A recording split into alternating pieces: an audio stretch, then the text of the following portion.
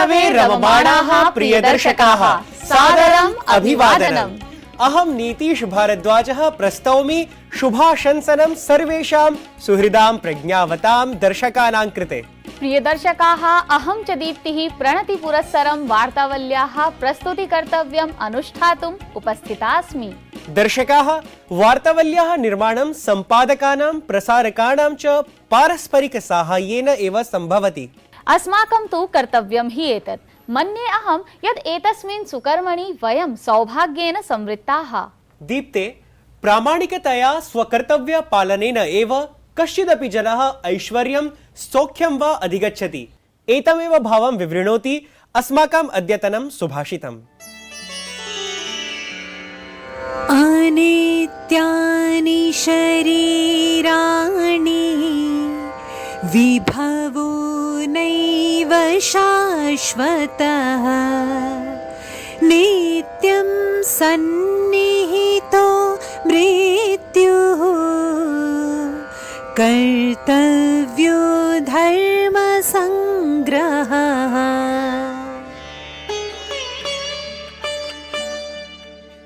यह शरीर सदैव नहीं रहता, नहीं धन ऐश्वर्य सदैव के लिए होता है और मृत्यु तो हमेशा ही मंडराती रहती है। इसलिए मानव धर्म को समझते हुए हमें अच्छे कर्मों में संलग्न रहना चाहिए। This body doesn't last forever. The wealth also doesn't stay forever. But the death is always hovering around. So we must live grasping the duties of human being and engage in good deeds. सत्यं निगदितम् एतस्मिन् पद्ये तावत् भर्तृहरिणा अपि उक्तं कालो न यातो वयमेव याताः। तदर्थमेव अस्माभिः स्वजीवने सर्वदा सत्कर्माणि एव आचरणीयानि। दर्शकाः, हित अहितकरैः वृत्तैः संसारः संवृत्तः अस्ति। तच्च सर्वं वृत्तं ससंक्षेपं परिज्ञातुं सरामः आस्माकीनं प्रवाही वार्ताक्रमं प्रति। प्रधानमंत्री नरेंद्र मोदी उज्जैने नवनिर्मितं श्री महाकाल लोक प्रांगणं भक्तेभ्यः समर्पितवान्। प्रधानमंत्री श्री महाकालेश्वर ज्योतिर्लिंगस्य दर्शनं पूजनं च कृतवान्। कथितवान् यदेतेन भारतस्य सांस्कृतिक आध्यात्मिक चेतनायै ऊर्जा लप्स्यते। हिमाचल प्रदेशे विधानसभा संबद्धं निर्वाचनं नवंबर मासस्य 12 दिनाङ्के अनुष्ठितं स्यात्, यस्य परिणामः दिसंबर मासस्य 8 दिनाङ्के सर्वसम्मुखम् आगच्छेत्। राष्ट्रपति पदासीना द्रौपदी मुर्मुः असमे प्रसिद्ध कामाख्या मन्दिरं गत्वा दर्शनं कृतवती। अष्टोत्तरैकशत शक्तिपीठेषु अन्यतमे कामाख्या मन्दिरे राष्ट्रपतिद्वारा पूजार्चनादिकं सम्पादितम्। एतस्मिन् अवसरे असमस्य राज्यपालः प्रोफेसर जगदीश मुखी, मुख्यमंत्री डॉक्टर हिमंत बिस्वा शर्मा उपस्थितौ अभवताम्। रक्षामंत्री राजनाथ सिंह नवदिल्ल्यां राष्ट्रिय युद्ध स्मारक परिसरे अन्तर्जाल फलकं मां भारती के सपूत इत्येतत् प्रवर्तितवान्। एतन्माध्यमेन नागरिकाः सशस्त्र सेना युद्ध हताहत कल्याण कोषे योगदानं कर्तुमर्हन्ति। एतद्वारा वीरगतिङ्गत सैनिकानां परिवारेभ्यः साहाय्यं भविष्यति।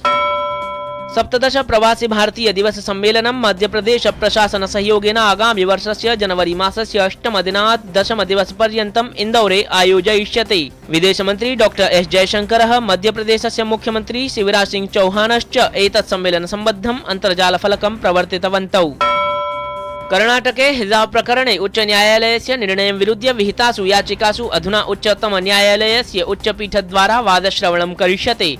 निर्णायकेषु विमतिकारणाद् उच्चपीठाय वादश्रवणनिर्णयः एषः सारितः। गुजराते आयोजिते 36 राष्ट्रिय क्रीडायोजनस्य भव्यकार्यक्रमेण सार्धं समापनं जातम्। अत्र सर्विसेज इत्येतत् प्रथमस्थाने, महाराष्ट्रं च द्वितीयस्थाने व्यराजताम्। महिलावर्गे हाशिका रामचन्द्रा, पुरुषवर्गे च साजन प्रकाशः श्रेष्ठक्रीडकरूपेण संस्तुतौ। एतस्मिन् अवसरे उपराष्ट्रपतिः जय पराजयाभ्यां पृथक् खेलभावनां सबलं प्रत्यपादयत्। दीप्ते, देश देशान्तरेषु सम्प्रति संस्कृतस्य संस्कृतेः च प्रभावः प्रसारः अपि प्रवर्धमानः लक्ष्यते। नीतीश, जानाति वा उज्जैन्यां महाकाल मन्दिरस्य निर्माणं द्वापरयुगात् प्राग् एव मन्यते इति? आम्, अनेकेषु पौराणिकवृत्तेषु काव्यग्रन्थेषु च महाकाल मन्दिरस्य उल्लेखः अपि प्राप्यते। कर्पूरगौरं करुणावतारं संसारसारं भुजगेन्द्रहारम्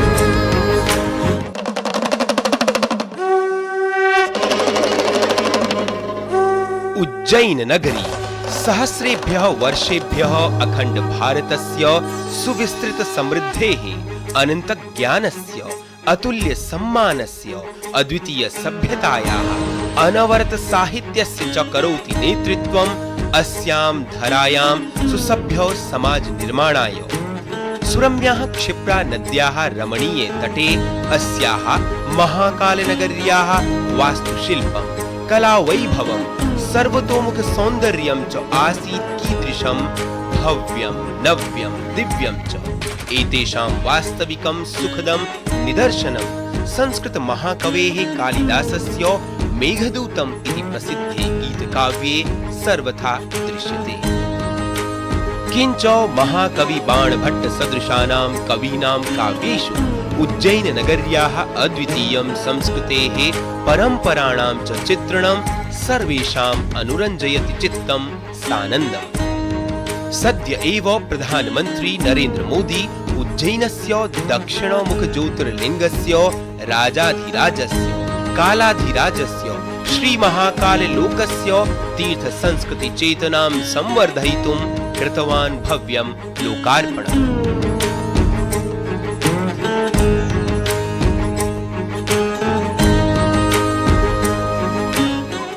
उज्जैन के क्षण क्षण में पल पल में इतिहास सिमटा हुआ है। कण कण में आध्यात्म समाया हुआ है और कोने कोने में ईश्वरीय ऊर्जा संचारित हो रही है। यहां काल चक्र का 84 कल्पों का प्रतिनिधित्व करते 84 शिवलिंग है।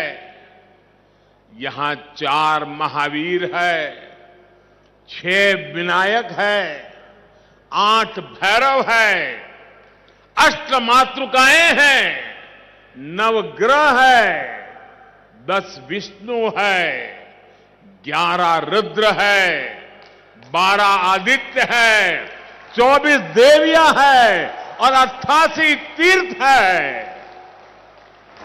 और इन सबके केंद्र में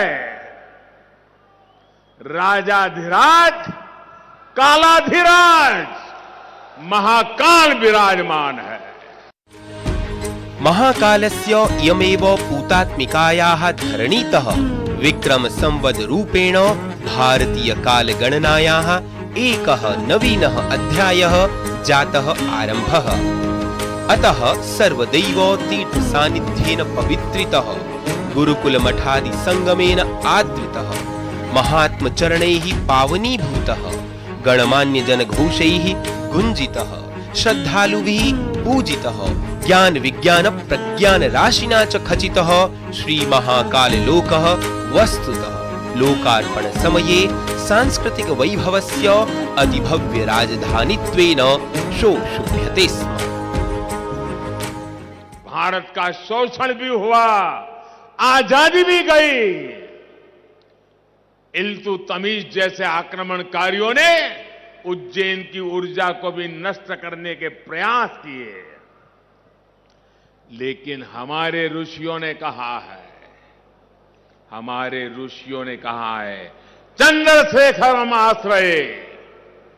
चंद्रशेखरम आश्रये मम किम करिष्यति व्ययम। अर्थात महाकाल शिव की शरण में अरे मृत्यु भी हमारा क्या कर लेगा। अत्र महाकाल मंदिरे संपूर्ण विश्वतः कोटि कोटि श्रद्धालवः सिंहस्थ नाम महाकुंभ पर्वणि सहर्षम् आयान्ति। एतेषां सर्वेषां मनःसु शिवस्य शिवत्वस्य च कृते अकैतवं समर्पणम्। सर्वेषां मनःसु क्षिप्रा नद्याः कृते अनन्या श्रद्धा, जीव प्रकृतिभ्यः कृते संवेदनशीलता निश्चयेन विश्वहिताय शिव संकल्पाय च दरीदृश्यते। वार्तावल्यै सुनीलः जोशी। कर्पूरगौरं करुणावतारं संसारसारं भुजगेन्द्रहारम्। अलग हैं हम, ये रफ्तार नई है, ये रफ्तार सही है, ये जज्बा नया है, खुद ब खुद बयां है। आयशर प्राइमर G3, जज्बा नया, जीत नई। एतस्याः एव प्राच्यविद्यायाः अग्रगण्य विद्वत्सु अन्यतमः प्रकीर्त्यते पण्डितप्रवरः मकरन्दः पराञ्जपेवर्यः। भारतीय भाषाणां साहित्य संस्कृतेः च मर्मज्ञस्य आचार्यस्य विचारान् शृणुमः आस्माकीने त्रिज्या प्रभागे।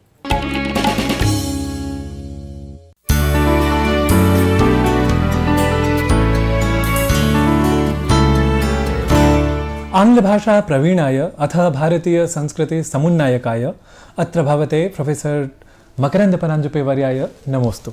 नमो नमः। महोदय, मम प्रथमः प्रश्नः वर्तते यत् एकत्र तु भवान् आङ्ग्लभाषा प्रवीणः, अपरत्र भारतीय संस्कृति समुन्नायकोऽपि, तस्मात् भवन्तम् अतिरिच्य कः सम्यक्तया उत्तरितुं शक्नुयात् यत् आधुनिको युवा अथवा युववंशक्रमः यः वर्तते असौ प्राचीनां भारतीय गौरवमयीं संस्कृतिम् अनुकुर्यात् अथवा पाश्चात्यं यत् वैभवं वर्तते तत्र गच्छेत्। अहं संस्कृतेन सम्भाषितुम् इच्छामि, परन्तु इदानीं सक्षमः नास्मि।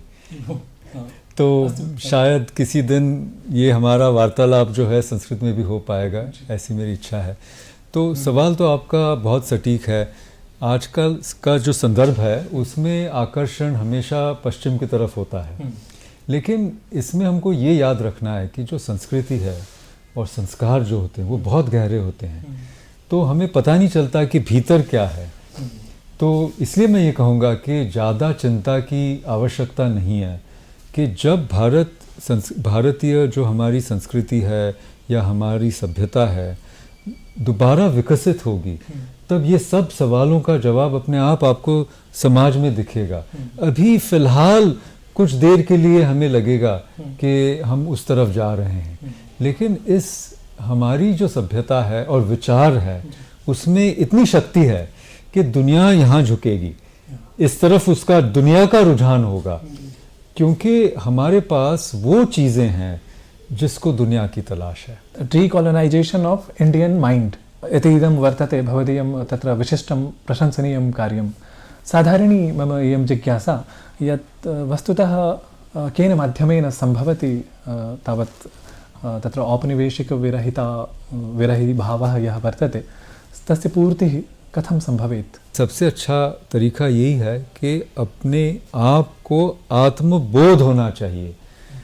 तो उसकी प्रक्रिया क्या होगी? तो वो रास्ता सुलभ करना चाहिए। और दूसरी चीज़, डीकोलोनाइजेशन न कह के स्वराज की बात करें, क्योंकि ये जो शब्द ही गलत है, वो उपनिवेश से ही जुड़ा है ना। वो उसको डीकपल करना पड़ेगा, है ना। फिर ही हम क्योंकि स्वराज में जो अदर होता है, जो दूसरा है, उससे हम उतना कंसर्न नहीं होते। हम अपने आप को पहचानने की दशा में और अग्रसर हों तो अपने आप हम ये जो प्रभाव है जिसके तले हम दबे हैं और महसूस करते हैं वो कम होता जाएगा। डीकोलोनाइजेशन ऑफ माइंड इत्ययं यः विचारः वर्तते, अर्थात औपनिवेशिकता विरहि भारतीय मानसम् अथवा औपनिवेशिकता विरहि मानसम् इति समग्रतया यदि पश्यामश्चेत् तर्हि तत्र संस्कृतमपि उपकारकं भवितुमर्हम्।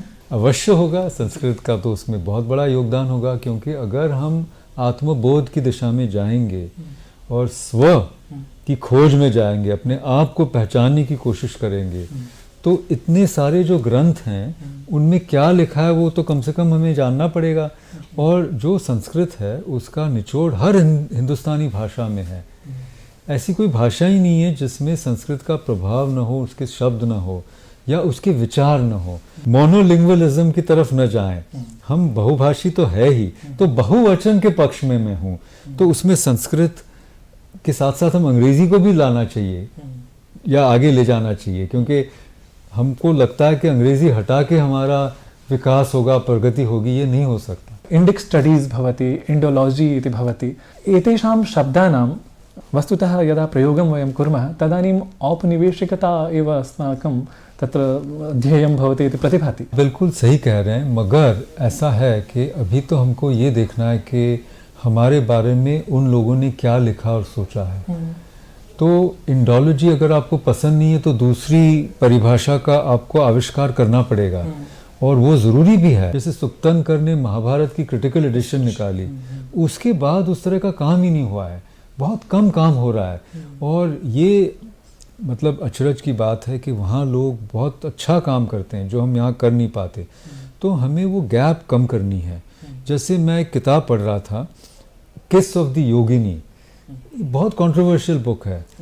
मतलब उसके बारे में लोगों ने, एक डेविड गॉर्डन वाइट है जो यहाँ पढ़ाते हैं यूसी सेंटा बारबरा में, लेकिन मतलब कंट्रोवर्शियल इसलिए कि उन्होंने कुछ बातें कही है भारत के तंत्र शास्त्र के बारे में, तंत्र प्रयोग के बारे में, कि तंत्र क्या होता था, जो कभी कभी बुरी लगती है और स्कैंडलस लगती है। लेकिन उन्होंने जिस तरह का शोध कार्य किया है वो शायद कोई कर नहीं पाएगा भारत में।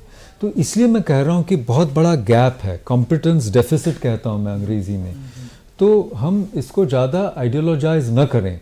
मतलब हम हर चीज़ को आजकल क्या कर रहे हैं कि आइडियोलॉजी यानी विचारधारा बाय द वे बहुत अच्छा शब्द है, लेकिन आइडियोलॉजी का एक मतलब ये है कि फॉल्स कॉन्शियसनेस। मार्क्स ने कहा था आइडियोलॉजी माने फॉल्स कॉन्शियसनेस। तो जब हम कहते हैं कि हर चीज़ को हम आइडियोलॉजाइज करते हैं, इसका ये मतलब है हम हर चीज़ को पोलिटिसाइज कर रहे हैं। हम उसको री इंटेलेक्चुअलाइज करने की हमको ज़रूरत है कि गहराई में जाके समझें चीज़ों को, वो हम नहीं कर पाते। और आजकल हमारा जो विवाद है वो एक बहुत ही क्षुल्लक और क्षुद्र किस्म का संवाद हो रहा है, और संवाद भी नहीं, वितंडी है। हाँ, लेकिन बहुत गहराई में जाके अपनी परंपरा को समझने की आवश्यकता है, और फिर दूसरों को भी समझने की आवश्यकता है। तो आत्मबोध की भी ज़रूरत है और शत्रुबोध की भी ज़रूरत है। हमारे में दोनों का आभास है या कमी है, ये हमारी विडंबना है। जी, आंग्ल भाषा महत्वपूर्णा, परं भारतीयाः अन्याः याः भाषाः वर्तन्ते ताः इदानीं तथा मुख्याः न वर्तन्ते। किमत्र कारणम्? इसमें एक बार प्रश्न पूछा गया था वी.एस. नायपॉल को। तो वो एक ओरिजिनली हिंदी भाषा के रीजन से आते हैं, यूपी के आते हैं। फिर वो तो सब हिंदी लेखक उनको मिले और कहने लगे कि भाई हमारे यहाँ हिंदी साहित्य को प्रोत्साहन नहीं मिलता। तो वो उन्होंने उनको कहा कि आप लोगों को शर्म आनी चाहिए, जिस देश में 100 करोड़ लोग हिंदी जानते हो, वहाँ एक किताब की 1000 कॉपीज़ भी न, प्रतियाँ भी न बिकें, तो उसमें आप लोगों को सोचना है। आप अंग्रेज़ी के विरुद्ध खड़े हो जाते झंडा लेके। आप अपना मार्केट बनाइए, अपना पब्लिशिंग बनाइए, अपने आप को सक्षम कीजिए। लेकिन ये मैं आपको कहना चाहता हूँ, कोई भी भाषा आजकल लोगों को अच्छी नहीं आती, और इससे एक एपिस्टेमिक क्राइसिस है। हमको कंसेप्चुअल मस्क्युलैरिटी की ज़रूरत है। रशिया, चीन, जर्मनी, जापान आदि राष्ट्राणि सत्यपि वैविध्यान्वये वस्तुतः स्वस्याम् एव भाषायां सर्वत्र प्रयोगं विदधति, सर्वत्र व्यवहरन्ति। तत्र न कथयन्ति यत् आंग्लं वस्तुतः वर्तते वैश्वीकृता भाषा। आपने जो उदाहरण दिए हैं वो हमारे से बहुत अलग है। रशिया, चीन, जापान, ये इनका कॉलोनाइजेशन नहीं हुआ सही तरीके से। आप देखिए हमारी दुर्दशा 800 साल पुरानी है। आप तो रशिया वगैरह से कंपैरिजन नहीं कर सकते। और हमारे यहाँ बहुत भाषाएं चली हैं भारत में। तो हम फारसी में भी हम इतने निपुण हो गए हैं कि ईरान से ज़्यादा हमने फारसी लिटरेचर प्रोड्यूस किया है। तो यही हमारी खासियत है, हम जिस चीज़ को अपनाते हैं उसमें अधिक अच्छा हो जाते हैं। तो इसलिए रशिया, चीन, जर्मनी अथवा जापान, थाईलैंड से भी हमारी कंपैरिजन नहीं हो सकती। ये तो एकदम अनोखा हमारा जो एक्सपीरियंस है। कुछ अफ्रीकन देश ऐसे हैं और कुछ साउथ अमेरिकन देश हैं जहाँ पे अपनी भाषा ही नहीं है। आप साउथ अमेरिका जाइए, केचवा या 1-2 भाषाओं को छोड़ के सारी भाषाएं नष्ट हो गई। सिर्फ पोर्चुगीज़ चलती है ब्राज़ील में, और बाकी पूरे साउथ अमेरिका में स्पेनिश चलती है जो यूरोपियन भाषा है। उससे तो हम अच्छे हैं, ये मैं कहना चाह रहा हूँ। तो हम कुछ बीच में हैं। ये लोग हमारे आगे हैं, अपनी भाषा को रखे हैं, और कुछ लोग तो पूरी भाषाएं गंवा चुके हैं, कुछ नहीं बचा, अवशेष नहीं बचे। हम बीच में हैं। संस्कृत्यनुरागिणस्तु वयं राष्ट्रशब्देन परिचिताः, चिरात् परिचिताः। परं राष्ट्रवादशब्दः, अयं राष्ट्रवाद इत्ययं यः शब्दः सः आधुनिकः, तस्य मूलमपि क्व वर्तते इत्ययमपि मम प्रश्नः। अथ वैश्वीकरणस्य युगे अथवा संयोजनात्मके परिवेशे राष्ट्रवादस्य इदानीमपि तथा औचित्यं वर्तते वा? देखिए, ये मैं कहना चाहूँगा कि भारत का बहुत प्राचीन इतिहास है। इसमें लगभग 55% भारत में बड़े साम्राज्य हुए हैं, है ना, और 45% या उल्टा कहिए 45% बड़े साम्राज्य हुए हैं और 55% छोटे छोटे साम्राज्य होते हैं। साम्राज्य नहीं कह सकते, छोटे छोटे राज्य, रियासत। तो इन दोनों का एक डायलेक्टिकल चला था हिंदुस्तान में, भारत में, ठीक है। तो आज जो चीज़ हम कहते हैं राष्ट्रवाद, इसकी आवश्यकता क्यों है? क्योंकि ये जो इंडियन स्टेट है, आज का जो स्टेट है, इससे बड़ा स्टेट हुआ करता था। अकबर का स्टेट इससे बड़ा था, औरंगजेब का इससे बड़ा था, मौर्यास का इससे बड़ा था, गुप्तास का इससे बड़ा था। लेकिन बाकी सारे स्टेट इससे छोटे रहे हैं ज़्यादातर। तो ये भारतीय स्टेट एक बहुत ही, मैं तो कहूँगा, एक चमत्कार है। इसको बचाने के लिए राष्ट्रवाद की आवश्यकता है। तो शब्द कोई भी आप अपनाएं तो एकता कैसे बनी रहेगी जहाँ पे इतनी विविधता है? तो ये राष्ट्रवाद एक ही चीज़ है जिससे हम एकता की ओर जा सकते हैं। और ये जो मॉडर्न नेशनलिज्म है, मॉडर्न जो है, वो तो मतलब वेस्ट में वेस्टफेलिया के बाद ही 200 साल भी पुराना नहीं है, ज़्यादा नहीं है। फर्स्ट नेशन आप कह सकते हैं अमेरिका है, 1776 मॉडर्न नेशन। उसके पहले तो सारे साम्राज्य ही थे। तो अभी राष्ट्रवाद कह सकते हैं ग्लोबलाइज संदर्भ में इतना रेलेवेंट नहीं है, लेकिन अभी चलेगा और हमारे देश में तो इसकी बहुत ज़रूरत है। भवदीया द्वितीय शैली संवाहिकया वाचा वस्तुतः अस्मदीयदर्शकाः अनुगृहीताः भवेयुः इति समाकलय्य अत्र भवते अहं धन्यवादम् अभ्यर्पयामि। धन्यवाद।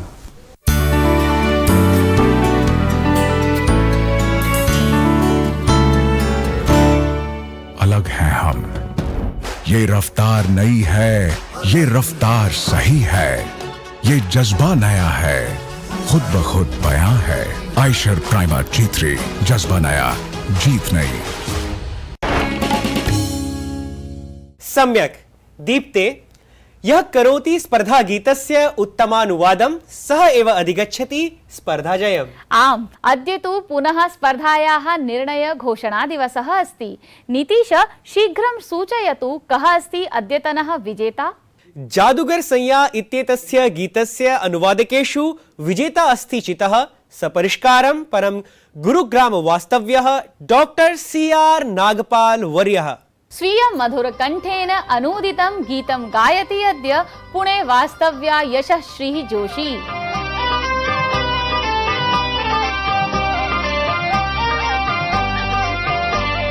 सम्मोहक स्वामिन्नुच्यतां मे बाहु जाता वैर्धानिशा गृहगन्त्री स्यामधुना। सम्मोहक स्वामिन्नुच्यतां मे बाहु जाता वैर्धानिशा गृहगन्त्री स्यामधुना।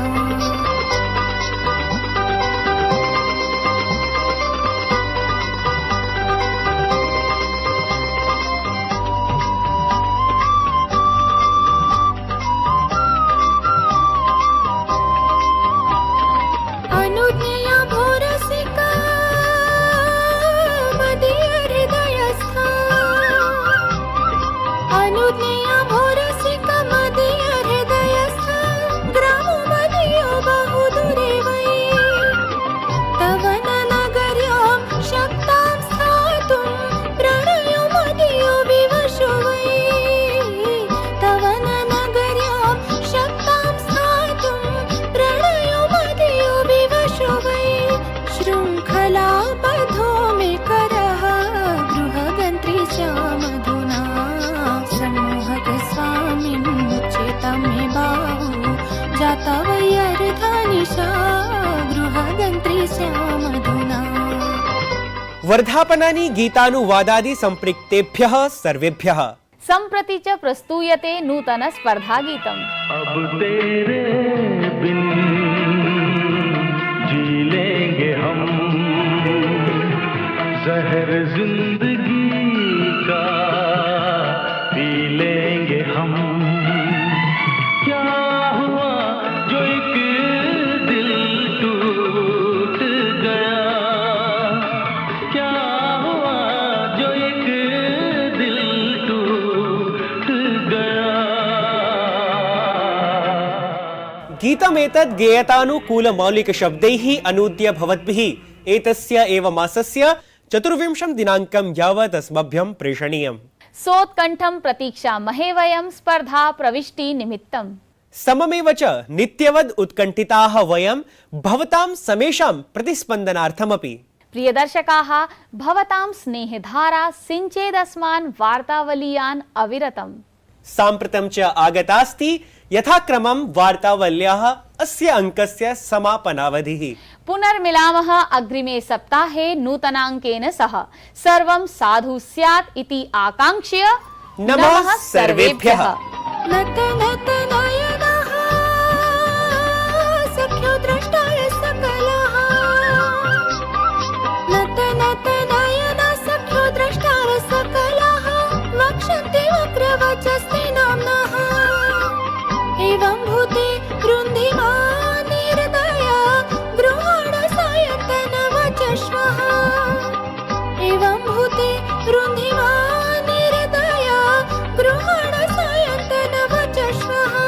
श्वः सङ्गे पुनः स्यावां गृहगन्त्री स्यामधुना। सम्मोहक स्वामिन्मुच्यतां मे बाहु, जाता वै अर्धानिशा गृहगन्त्री स्याम।